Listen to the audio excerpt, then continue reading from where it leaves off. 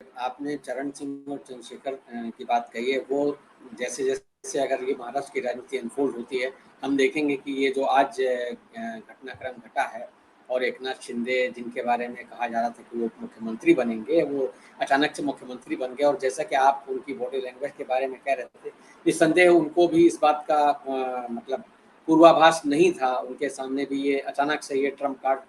खुला है। तो वो जो जिस तरीके से थे, जो जैसा उन्होंने कहा कि भाई ये इतना बड़ा दिल मैंने किसी का नहीं देखा,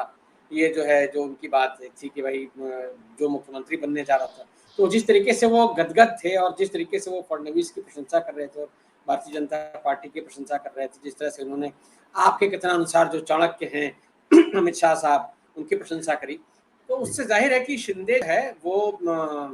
अपनी जो भी नई पारी होगी बतौर मुख्यमंत्री, उसमें वो भारतीय जनता पार्टी की कृपा पर निर्भर रहेंगे, निस्संदेह यूँ भी निर्भर रहेंगे क्योंकि उनके पास जो संख्या है विधायकों की वो कम है और भारतीय जनता पार्टी अगर 106 विधायक लेकर के भी वो अपना मुख्यमंत्री नहीं बना रही और फडणवीस साहब ने तो कह दिया मैं सब सरकार से ही बाहर रहूँगा। तो वो जो एक बात शुरू में हम लोग कह रहे थे, आपने कहा कि भाई आरोप लगाया जा रहा था कि बीजेपी सत्ता की भूखी है, तो कहीं न कहीं वो जो एक चीज़ है, एक तो भारतीय जनता पार्टी को उस छवि से सॉरी तात्कालिक तौर पर उससे मुक्ति पाने में मदद मिलेगी कि वो ये जनता के सामने कह सकेंगे देखिए साहब हमने ये जो कुछ भी किया, आप ऑपरेशन लोटस कह रहे थे या जो भी कह रहे थे, हमारा मामला जो था वो कोई सत्ता की भूख नहीं थी। हम तो जो देखिए साहब बाला साहब ठाकरे का सपना साकार करना चाहते थे, जो मराठी मानुष की बात है, जो हिंदुत्व की बात है, हम उसकी बात करना चाहते थे। तो एक तो उन्होंने बढ़िया दांव ये खेला है कि भाई जो उद्धव ठाकरे हिंदुत्व की बात कल कर रहे थे, जिस हिंदुत्व की बात उन्होंने अपने अंतिम वक्तव्य में कही फेसबुक पर और इस्तीफा देने से पहले, और आज दिन में मैं संजय राउत साहब को सुन रहा था जिसमें उन्होंने कहा कि साहब उनको ये लग रहा था, उन्होंने कहा कि भाई बीजेपी में आपको मुख्यमंत्री थोड़ी बनाएंगे, वो आपको उप मुख्यमंत्री ही बनाएंगे, तो वहां जाके आपको क्या मिलेगा। तो शाम तक आते आते जब वो घटनाक्रम पलट गया है, तो उससे वो जो सारी जिसको हम लोग अंग्रेजी में वोल्टी फेस कहते हैं, वो एक पूरा का पूरा कहना चाहिए तस्वीर पलट दी भारतीय जनता पार्टी ने अपनी जो चतुरता है उससे, चतुराई से। तो वो एक तो ये फायदा है। दूसरा ये कि जो मराठी अस्मिता का कार्ड, जो पवार साहब वाली बात थी, और ये था कि भाई पवार महाराष्ट्र की राजनीति में चाणक्य वाली भूमिका में उभर रहे थे, वो उद्धव ठाकरे पर भी उनका जो प्रभाव था, उस तमाम चीज़ों को भारतीय जनता पार्टी ने अपने एक ही स्ट्रोक से मतलब किनारे कर दिया। और साथ में ये भी है कि ये जो सरकार बनेगी, जाहिर बात है मुख्यमंत्री जो बनेंगे वो उनके नियंत्रण में रहेंगे, उनके कृपा से अधिभूत रहेंगे, तो वो उनके हिसाब से चलेंगे। और वो अगर कहीं कुछ ऐसा होता है, दाएं बाएं कुछ इधर उधर करते हैं, तो बीजेपी के पास ये ऑप्शन रहेगा कि उनको ये बता सके कि भाई देखिए आप वो हम जिस तरह से लाए तो उसी तरह से हम आपको वापस भी कर सकते हैं। तो वो एक किस्म से उनको साझे रहने के लिए, उनकी नकेल कसने के लिए भारतीय जनता पार्टी के पास पर्याप्त यंत्र हैं। इस पूरे दांव के जरिए भारतीय जनता पार्टी ने ये साबित कर दिया। तो ये तो आज की बात है। आप जहां आपने अपने चर्चा की शुरुआत की थी और जो आपने नैतिकता की बात उठाई थी, मैं उस पर कहना चाहता हूँ कि वर्तमान राजनीति में जो है वो नैतिकता, जो कि गौतम जी ने बात कही, बहुत अच्छी बात कही कि जो अनैतिकता है वही अब नैतिकता है। तो actually that is new normal. बिल्कुल, जो न्यू नॉर्मल है, तो वो जो है वो बिल्कुल सही बात है। ये हमने जब संविधान बनाया था तो उसमें जो हमारी प्रस्तावना में जो हमने शब्दों का इस्तेमाल किया था और जिस तरीके से ये कहा गया था कभी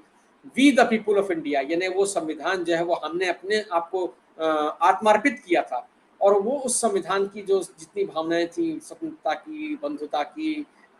समता की सारी भावनाएं, वो जो है उनका धीरे धीरे हम देख रहे हैं कि कैसे वो प्रस्तावना कागज में तो अभी भी है,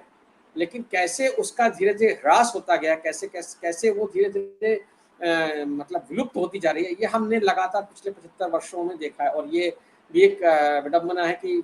हम यानी जब आज़ादी का 75वां साल मना रहे हैं, अमृत काल मना रहे हैं, और उस दौर में हमको राजनीति का ये चेहरा देखने को मिल रहा है कि किस तरह से सरकारें बनाई जा रही हैं, किस तरह से सरकारें मतलब उनको उखाड़ा जा रहा है, कैसे जो है बहुमत हासिल किया जा रहा है। तो बहुमत की इच्छा ही जो है बहुमत की सामान्य इच्छा ही हमने उसको लोकतंत्र का एक पर्याय बना दिया है। तो उसमें हमको दिनेश जी ये भूलना नहीं चाहिए, जो लोग लोकतंत्र की स्टडी करते हैं, पॉलिटिकल साइंस की और सोशल साइंसेस की स्टडी करते रहते हैं, हिस्ट्री, उनको मालूम होगा कि सुकरात को जहर जो है वो किसी तानाशाही व्यवस्था में नहीं दिया गया था, लोकतंत्र में दिया गया था। जी। और इंदिरा गांधी ने भी जब आपातकाल लगाया था तो उन्होंने हमारे संवैधानिक ढांचे, जो हमारा संवैधानिक और लोकतांत्रिक ढांचा है, उसके तहत जो व्यवस्थाएं थी उनके तहत ही लगाया था। तो मैं ये कहना चाह रहा हूँ कि लोकतंत्र, जिस लोकतंत्र को हमने अपनाया है, उस लोकतंत्र में ये पर्याप्त संभावनाएं मौजूद थी शुरुआत से ही। और अगर आप मैं एक और उदाहरण दूं, यानी बी आर अम्बेडकर जब 25 नवंबर 1949 का जो उनका ऐतिहासिक भाषण है संविधान सभा का, जिसमें उन्होंने इस संविधान के बारे में बात करते हुए क्या क्या खतरे हो सकते हैं, यानी उन्होंने साफ साफ जो है वो हीरो वर्शिप की बात कही थी, उसमें उन्होंने व्यक्ति पूजा की बात कही थी, उसमें उन्होंने कास्ट की बात कही थी, क्रीड की बात कही थी। उन्होंने ये कहा था कि अगर हम इसको संभाल नहीं पाए तो हमारे सिवाय इसका और कोई कसूरवार नहीं होगा, यानी हम किसी और को दोष देने योग्य नहीं होंगे इस बारे में। और हम देखते हैं कि धीरे धीरे वे सारी बातें कहीं ना कहीं हमको सच दिखाई देती हैं। और अम्बेडकर से भी पहले अगर आप थोड़ा और पहले चले जाएं तो गांधी, यानी 1949 में तो गांधी नहीं थे जब ये सब बातें हो रही थी, लेकिन गांधी ने तो अम्बेडकर से भी 2-2.5 साल पहले, यानी आज़ादी से ठीक पहले अगर हम घटनाक्रम याद करें तो जिस समय दंगे हो रहे थे देश में, और यहाँ नेहरू जी जो है जब उनके राज्याभिषेक की तैयारी हो रही थी, गांधी नोआखाली में नंगा पीड़ितों के बीच में थे, और उन्होंने गांधी ने उस समय कांग्रेस को भंग करने की बात कही थी। उस समय उन्होंने कहा था कि नहीं साहब, कांग्रेस का अध्यक्ष और प्रधानमंत्री एक ही आदमी नहीं होना चाहिए, क्योंकि वो व्यक्ति पूजा के और व्यक्ति के मतलब सारे संस्थाओं पर नियंत्रण की जो है संभावनाएं देख रहे थे, आशंकाएं देख रहे थे, और उससे कैसे राजनीति में नैतिकता प्रभावित होगी इसकी भी उनको इस खतरे का उनको आभास था। इसलिए उन्होंने बहुत सारी बातें कही थी। उन्होंने ये कहा था कि इस कांग्रेस को अब भंग कर देना चाहिए, इसका कोई अब मतलब इसके अस्तित्व का कोई कारण नहीं रह गया, इसकी कोई सार्थकता नहीं रह गई है। और गांधी की नैतिकता का तो हमने चरम उत्कर्ष देखा ही है कि उन्होंने अपने कथनों में नहीं, अपनी करनी में करके दिखाया जीवन भर, और अंततः बलिदान दिया उन्होंने जिन आदर्शों को वो मानते थे, यानी हिंदू मुस्लिम एकता की बात वो करते थे, और वो पार्टीशन को नहीं रोक पाए, लेकिन अंततः उनके बलिदान की वजह से ही भारत में हम जानते हैं कि जो उस समय मतलब पाकिस्तान बनने के बाद यहाँ देश में जो हिंदूवादी ताकतें सक्रिय थी, और जिनकी वजह से, जिनके कहना चाहिए साजिशों की वजह से गांधी की हत्या हुई, वे हिंदूवादी ताकतें अपने मंसूबों में सफल नहीं हो पाई। तो नैतिकता का वो चरमोत्कर्ष हमने देखा, और उसके बाद जिस तरह से आज राजनीति में हम देख रहे हैं, जो हॉर्स ट्रेडिंग वाली बात अभी गौतम दादा ने कही कि हॉर्स ट्रेडिंग पर जीएसटी लगा देना चाहिए, ये चाहे अनायास ही निकला हो वित्त मंत्री के मुंह से, लेकिन वो कितनी सही बात है कि हमने आज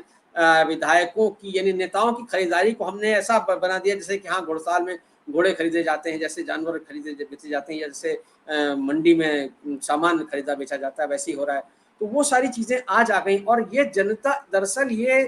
लोकतंत्र में जब हम बात करते हैं तो जो जनता की इच्छा है, जिसको हम बार बार कहते हैं साहब ये बहुमत की इच्छा है, ये जनता की इच्छा है, तो ये जनता को देखना है कि जिस नैतिकता की बात हम और आप कर रहे हैं, जिससे चिंतित होकर के आपने आज का विषय चुना है, क्या वह राजनीति उस नैतिकता से संचालित हो रही है जिस नैतिकता से उसको संचालित होना चाहिए? यानी राजनीति में जो त्याग की बात होनी चाहिए, क्या उसमें आ रहा है? ये त्याग है कि ये सेवा की बात है, या ये सत्ता की भूख है? मैं अपने शुरुआती वक्तव्य में सिर्फ इतना कहना चाहूंगा कि ये अंततः जनता को देखना पड़ेगा।